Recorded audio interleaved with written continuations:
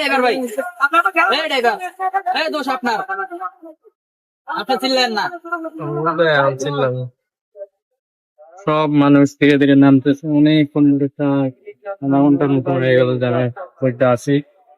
যে আনতে জ্যাম ছিল, এখন ওইটা হলো প্রদীপের কাছে গেছি, এই জায়গা তো জ্যাম জ্যাম না হলে ঈদের মজা হয়, ঈদের জ্যাম হবে এটাই তো স্বাভাবিক, তাই না? এই যে এদিক দেখেন কত লোক গাড়ির থেকে নামছে, নামে এই যে যাইতেছে।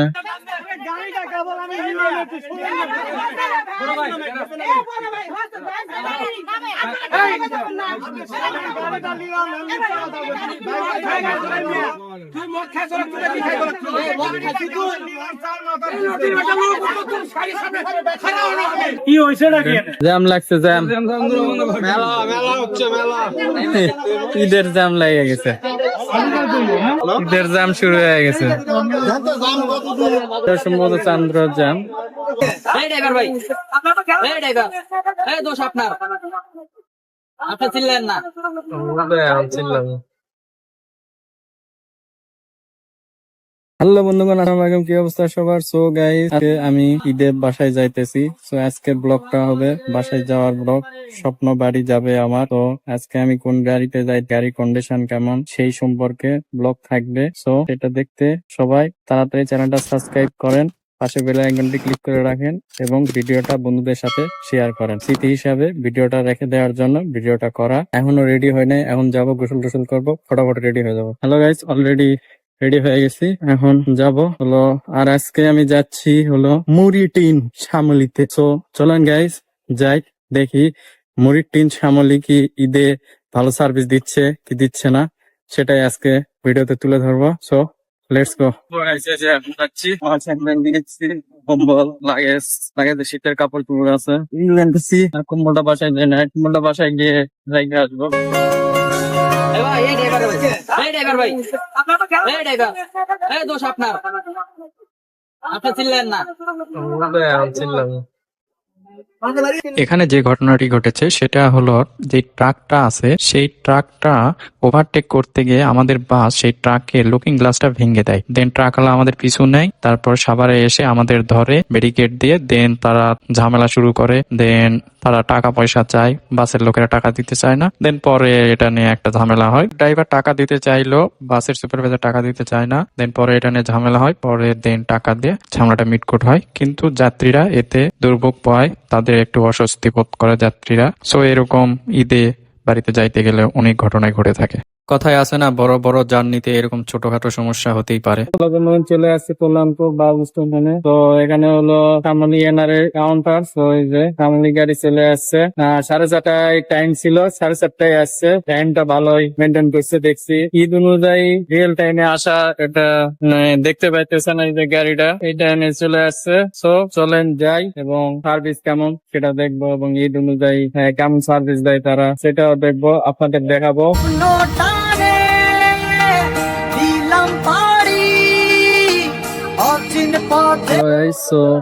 হলো গাড়ি এখানে আমাদের দাঁড়াইছে, দাঁড়ানোর পর দিয়ে আমরা একটা করে ফেললাম। এখানে হলো পলাশ বাড়িতে ইফতার করে ফেললাম।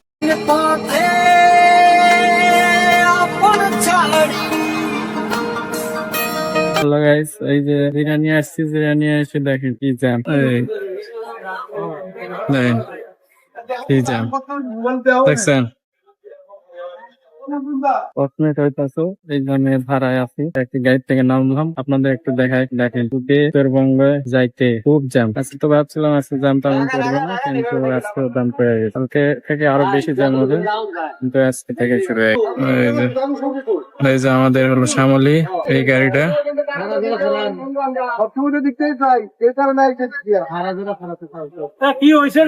জ্যাম লাগছে, জ্যাম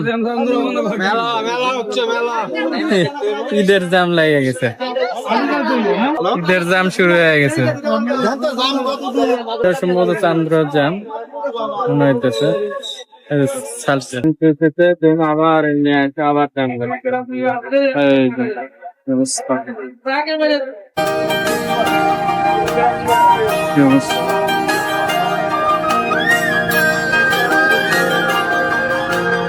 আবার জ্যাম লাগছে, জ্যাম। আর এই যে আমি, এই যে গাড়ি, সব মানুষ ধীরে ধীরে নামতেছে, অনেক আধা ঘন্টার মতো হয়ে গেল যারা ওইটা আছি। যে আনতে জ্যাম ছিল, এখন ওইটা হলো প্রদীপের কাছে গেছি, এই জায়গা তো জ্যাম। জ্যাম না হলে ঈদের মজা হয়, ঈদের জ্যাম হবে এটাই তো স্বাভাবিক, তাই না? এই যে এদিকে দেখেন কত লোক গাড়ির থেকে নামছে, নামে এই যে যাইতেছে।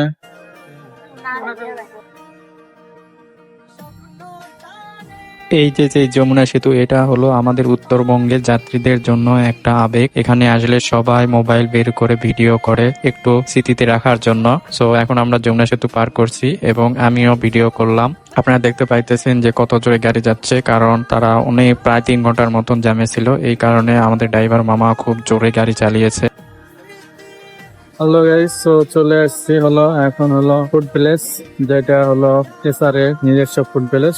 সেখানে আসছি, এখানে এসে হলো একটু খাওয়া দাওয়া করলাম। বেশি কিছু দেখাতে পারলাম না, কারণ হলো রাত হয়ে গেছে, জ্যাম পড়ছিল, জ্যাম পড়ার কারণে রাত হয়ে গেছে, এখানে বেশি কিছু দেখাতে পারি নাই। আর এখন ওভারঅল যদি রিভিউ দেই, জ্যাম ছাড়া এবং লো তোলা ছাড়া ভালোই গাড়ি টানছে, ভালো জোরে আসছে। এবং আমাদের 9:30 দিয়ে গাড়ি ছাড়ছে, এখন বাজে হলো 11:40। তাহলে হলো 10, 11, 2 ঘন্টা 2 ঘন্টার মতন লাগছে আমাদের ফুড ভিলেজে আসতে। এটা হলো শেরপুরের ফুড ভিলেজটা। তো আমাদের যাইতে আর বেশি সময় লাগবে না, হয়তো 1টার মতন বাজতে পারে।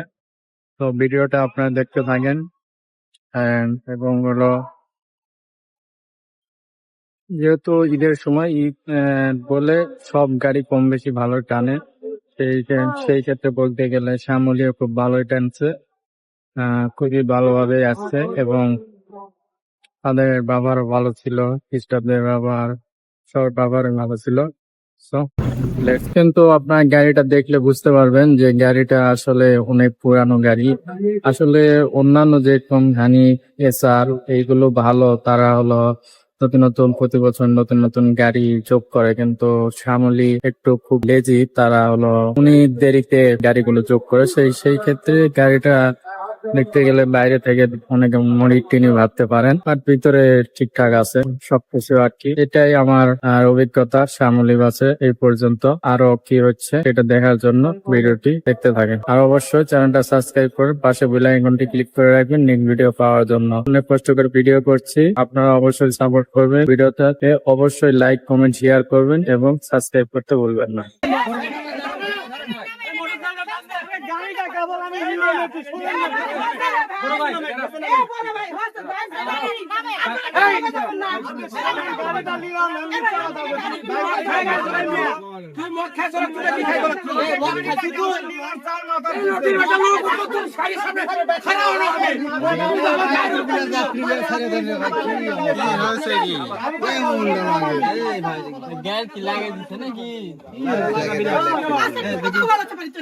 আপনারা কি এতগুলো লোক কেউ এ তো ড্রাইভার না তো এই গাড়ি।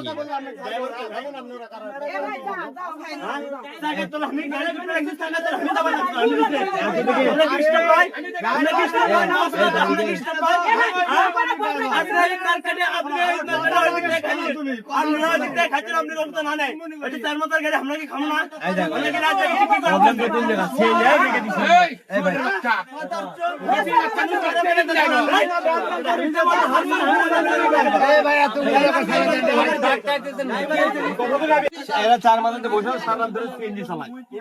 সিএনজি যাত্রীগুলো তুলে নিলে ওরা কি ইয়ে করবে না?